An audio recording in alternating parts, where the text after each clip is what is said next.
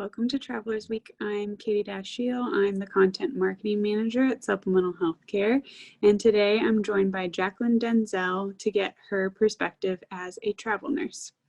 COVID-19 has certainly changed the landscape of travel nursing today, so right now it's not necessarily about the best travel destination or exploring your new home away from home. The focus right now is staying safe and embracing some of the other benefits of travel nursing. So, like I said, I'm joined by Jaclyn today. She represented us at TravCon last year and shared so much great information with her fellow travelers as our ambassador at the conference. Be sure to check out those highlights on our Instagram page if you want to see what that was like.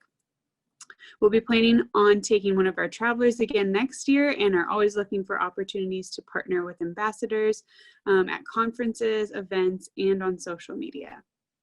So like I said, Jaclyn has a wealth of knowledge and experience in travel nursing, but she's not exactly what you would typically think of as a travel nurse. She travels closer to home, which has its benefits and its challenges. Apart from seeing the sights or living in another part of the country, there are plenty of perks to the travel nursing lifestyle that we'll talk about today. She's also a night nurse, so she'll be sharing some advice on how to survive the night shift and tips she's learned over the years. So with that, let's get started. First off, what do you enjoy about the travel nursing lifestyle? I think most people are going to tell you that their favorite part about being a travel nurse is traveling for obvious reasons and exploring. Unfortunately, because I have kids at home, I'm not able to do that. So I have to drive within a reasonable distance. I make my own schedule, which is great. So I can work 6 days on and have 8 days off at home. And the money is definitely the best part. I make what staff nurses make. Every week I make what staff nurses make in 2 to 2.5 weeks. It was the sole reason why I was able to buy a house and start a new life with my kids. That's really inspiring to hear that you were able to create that for your family from travel nursing, but it's not necessarily the travel part that makes that happen for you. Thinking more about the nursing aspect, what do you enjoy about the work that you do as a traveler? For me, I love changing my environment and learning. I'm a nerd. I love to learn. That's awesome. So what have you learned in travel nursing? I learned so many new things. I've been on neurology floors, cardiology floors, stroke floors, respiratory, emergency department, pediatrics. So I know a moderate amount of information about so many things. And because of that, I can teach people.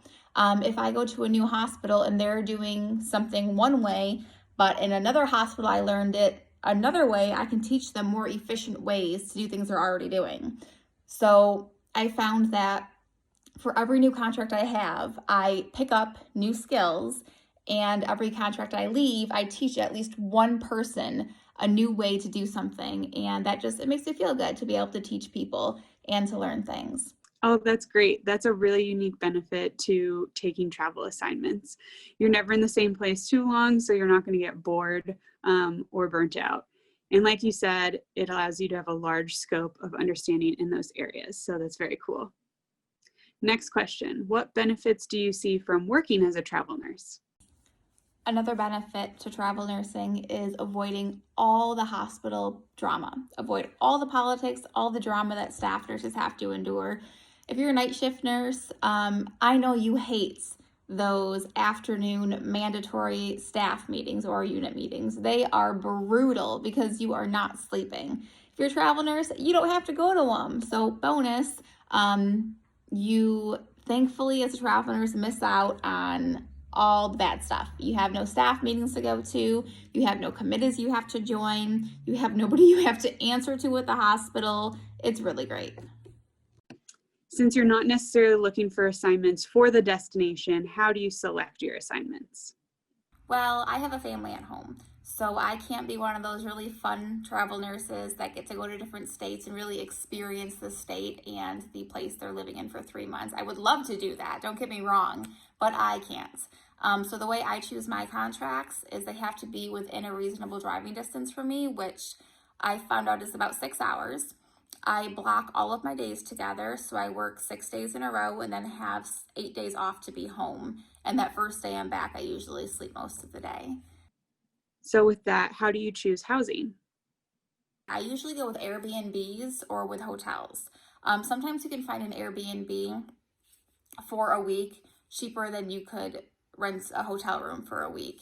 And also, if you're working 3 days in a row, and you block 3 days, you can call the hotel and tell them you want an early check-in and a late checkout, and you only pay for one of the days instead of 3.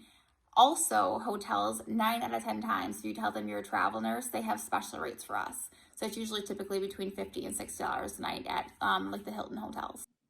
That's a good tip. Speaking of questions, we're going to do a whole session on what you should ask your travel recruiter.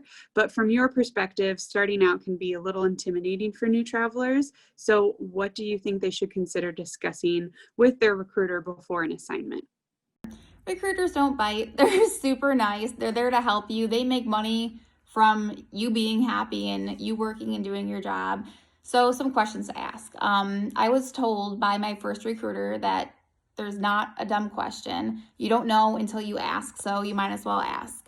The things that I asked my first recruiter for my job was like, are scrubs paid for? And lo and behold, they are. Sometimes they cover them partially, sometimes they cover them fully. But always ask if you need new scrubs for an assignment, because some hospitals need certain color scrubs, if the company will reimburse you for them. They also reimburse you for your CPR, for your PALS, your pairs, advanced life support, all those certifications that you need to maintain on a yearly or every couple year schedule. Usually they'll pay for those too. They'll reimburse them, or they'll send you somewhere specific to get them done, and then they just bill the company instead of you. Another thing to ask is if you need your nursing license updated or you apply to a new state. I applied to Ohio just because it's within driving distance for me, and I didn't have to pay any of the fees because my company paid for it for me. So again, there's no stupid questions. If you don't know, always ask, because sometimes it's covered and sometimes it's not. Oh, and parking. Parking, always ask if the parking garage fees can be covered, because most of the time they can. You've given us some really helpful tips. So my question is, what other advice do you have for new travelers? The advice I would give is to new night shift travel nurses. I had to learn all this stuff the hard way, so I will forever tell new nurses my story so that they don't make the same mistakes I do. The first piece of advice is meal prep. Meal prep 100%. If you meal prep, then you're getting the right amounts of carbs, proteins, fats, and the nutrients that sustain you for your night at work. If you don't meal prep and you don't pack your food, then you end up eating takeout a lot, which is pizza and fast foods. You end up snacking a lot, which is super unhealthy. So my first assignment as a travel shift night nurse, I did gain a considerable amount of weight for that, 13 weeks. And I learned this stuff the hard way, but I learned and it got better. So that ties into my second piece of advice, is to stop eating after 3 a.m. If you think about it, at home, you eat dinner around 5 or 6 o'clock, and then you go to bed, 4 hours later. So between dinner and bedtime, you typically don't eat. So if you stop eating at 3 o'clock a.m., by the time you get out at 7, you can go to bed. Then you're not worrying about eating too much overnight and snacking too much overnight. The next piece of advice would be to go to bed when you're done with work. I feel like a lot of people after night shift, they want to get stuff done. They get home, they want to clean the house, they want to run errands, they have kids to attend to, yada, yada, yada. But if you're travel nursing and you're sleeping in a hotel or Airbnb, just go right to bed after you work, because if you don't, then your body can't. It has trouble adjusting, which is my next piece of advice was I stayed in hotels before where the blinds didn't shut completely closed. There's like this little gap in between the curtains when you close them. And I found out that if you take those big black binder clips, you can clip the top, the middle, and the bottom of the curtains together right in the center, and it shuts them completely. So your room is super dark, which makes it easier to sleep. Personally, I also wear an eye mask when I go to bed during days when I work night shift, and that helps. And it also helps to keep a consistent schedule. Whatever you figure out your routine to be, whatever routine works best for you, keep it the same every single time you work and try to block your days together. That way it's easier to transition from days to nights to days. I think those are all the questions that we had for you today, Jaclyn. Thanks everyone for joining. If you have any more questions about getting started in travel nursing, we have a whole travel nursing guide on our website, on our blog.